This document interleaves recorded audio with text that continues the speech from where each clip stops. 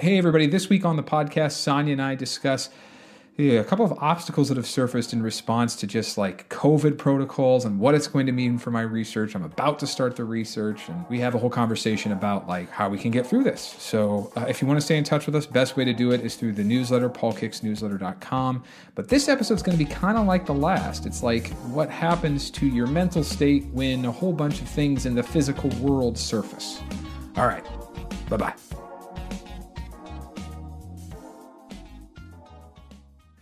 Hey, Sonya. Hi, Paul. How are you doing? I'm good. Well, Thank you. this week we've got a little bit of a, kind of like last week, we've got a couple things we've got to try to overcome. It's not so much mental, but it certainly could be in the end if we let it get out of hand. But basically, it's the fact that I'm not going to be able to go everywhere I was thinking I was going to want to go. No, you're kind of stuck. I'm kind of stuck. So we've talked a little bit about, no, I don't like being stuck. We've talked a little bit about what this is going to mean and how we can perhaps get around it. But the reality is I'm not so sure like how we're going to get around this. So basically what we found out over the last week was I needed to go to the University of Richmond to pick up some documents. This was broadly speaking in the DC area, the stuff I was going to do there. I needed to go to Atlanta to pick up a ton of stuff related to the Southern Christian Leadership Conference. I'm not going to be able to go to either of those places. The SCLC is not open. Its archives are not open to any outsiders, and its website is not so great. The University of Richmond, where I could find Wyatt T. Walker's archives. Wyatt T. Walker was King's executive director of the Southern Christian Leadership Conference, and really the reason that I wanted to write this book, right? He was sort of the mastermind behind Project C. He was the front man. He was the press man. He was the guy that King said, without Wyatt T. Walker, we cannot, Project C would not have succeeded. The Birmingham campaign would not have succeeded. So I was like, great, I need to get as much stuff from his archive as I can at the University of Richmond. Those archives are not open. They're going to stay closed. Now, the University of Richmond has said that there are some oral histories and some bits of transcripts that are available from that period, but it's not a whole lot. I've already looked online. And so, Sonya, like we've been talking for a while about how what's going to happen when we finally travel, and we're about to travel, and it's going to turn out that, we can't really travel to all the places we wanted to. And I don't want to have this whole thing be a repeat of last week, but guess what's happening?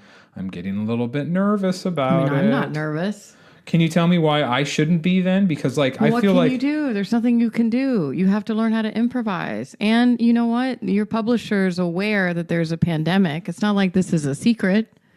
So what can you do? Yeah, okay. Well, the publisher's aware, but the reading public, when this book comes out in a couple of years, they aren't going to be aware that there's... Well, I mean, they are going to be aware that there was a pandemic, but are they going to... What difference is it going to make? You're eventually going to get the research you need to complete this project. I guess that's what I'm saying. Like, you just can't do it in the timeline in which you want, which I think is the most frustrating for you. Well, no, there's something else for me that's going on, which is that, like, I don't know what I don't know. Like, one of the main reasons I love going to archives is you find all the stuff that you didn't even know you needed. Yes, well, then this is twofold. The fact that you can't, there's questions that you can't answer, and you have to be patient, which are things you don't have patience. How could I possibly be patient and end up getting the stuff that I need from, say, the Richmond archives? You can't get it. There's nothing you can do. You cannot get it.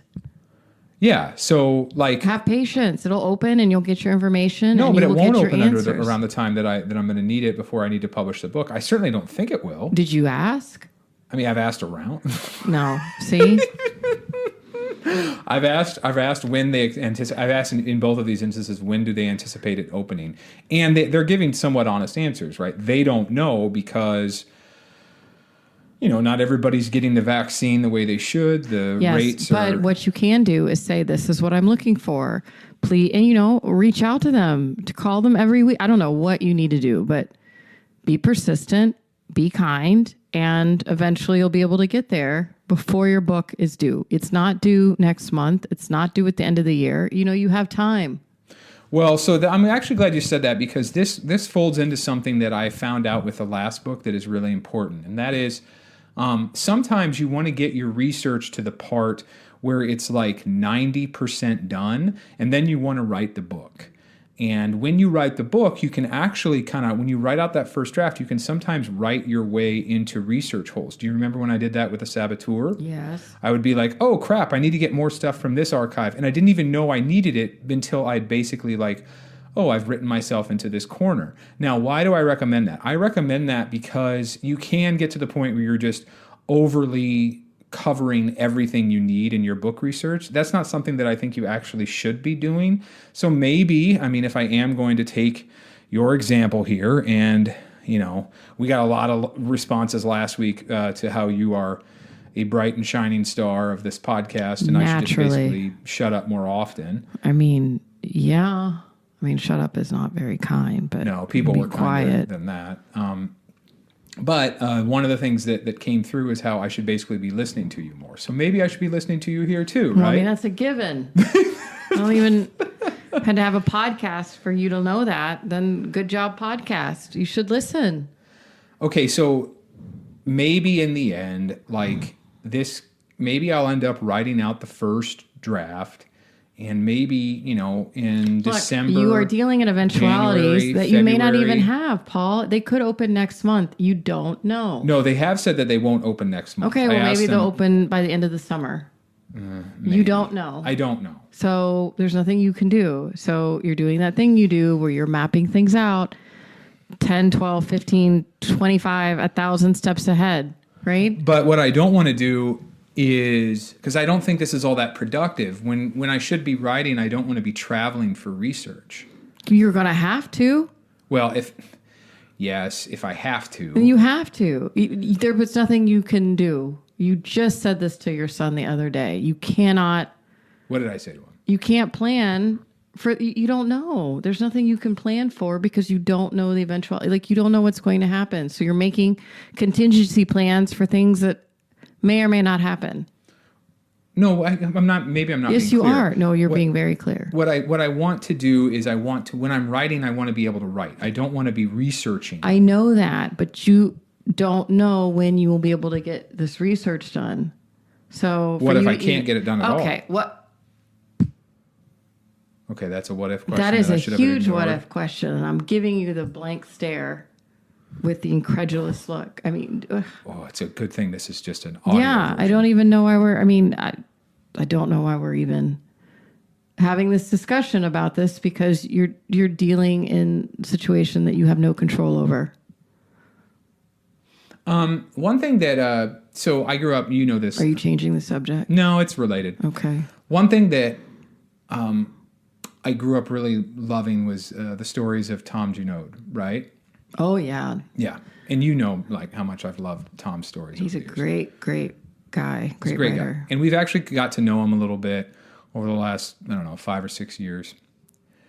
And I once asked him when I was maybe in college or just out of college. And by the way, he took the time to respond to me when I was in college.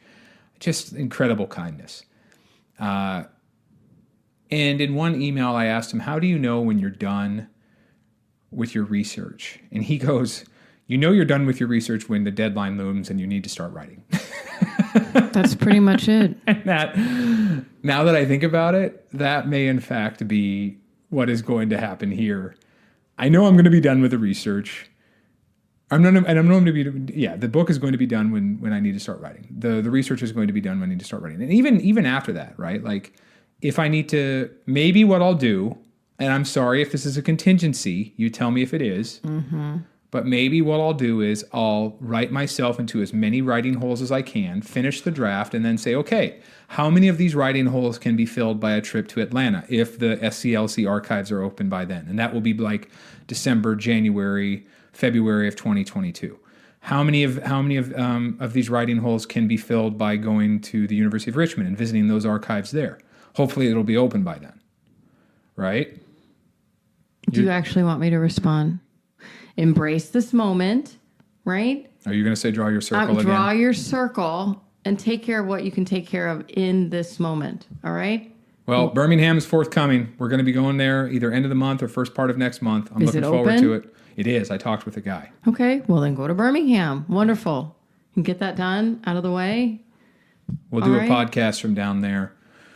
You may actually stay here. I may stay here. Yeah, we had been talking in previous episodes about how Sonya will come with us, but it's just like the kids are getting out of school, and then we would have to. It's this whole thing to have the both of us go, and then the kids to stay here, and so I just may go. Okay. Okay, but I will draw my circle, and we will respond to the circumstances as they arise. You need to draw your circle right now. All right. You will see me next week standing within my drawn circle. I hope so. The second season of Now That's a Great Story, the podcast, or the second season of Now That's a Great Story, the process. The process is produced by Jeffrey Willett, with music coming from also the very talented Jeffrey Willett. Sonya and I will be standing in my drawn circle next week. I hope Sonya, so. will you be in your drawn circle? I'm always in my circle. I invite you to join me in my circle. Your circle is yours. Perhaps I can draw my own next to yours, and we can stand there. That would be fine, too. All right. Bye-bye, everybody. Bye-bye. Hey, thanks for listening. If you like this season of Now That's a Great Story, or just getting caught up on the first, the best way to keep in touch is through the newsletter, paulkicksnewsletter.com. There, you'll get even more advice on how to be the best writer and storyteller you can be. In fact, right now, I've got a free PDF for you. The 7 rules top long-form writers follow to make more money from their stories. Sign up for the newsletter and you'll get the free PDF. Head there now, paulkicksnewsletter.com.